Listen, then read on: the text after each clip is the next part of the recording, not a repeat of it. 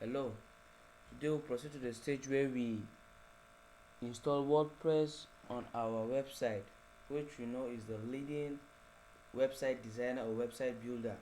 So here's our website. We go to manage, control panel. So here's the cPanel, almost similar to almost all the websites have, almost like all the registrars have similar cPanels. They won't be the same, but they are similar. So you scroll down and look for Softaclous apps installer. You click on it.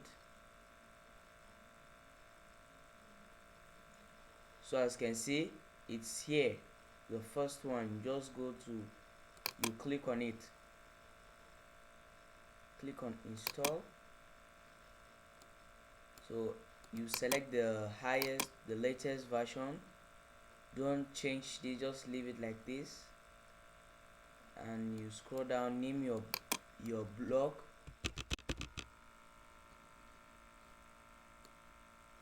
So you scroll down, so you choose a username.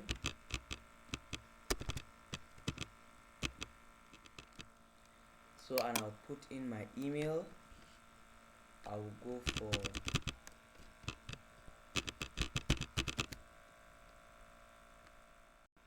so we are done with the WordPress installation. This is the website URL and the administrative URL where you log in as the owner and customize your website.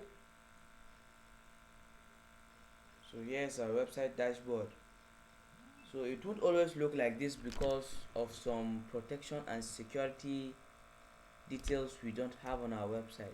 On default, most websites won't, when you install your WordPress, most websites won't have those security and protection services working. This is not what you install on the WordPress. It is what you install from the back end of your website to get a secured and protected website. And it also makes your website more faster, optimized. So I would like you to get an SSL certificate. Just go down to the description below and read on how to get an SSL certificate. All these I have a tutorial for them.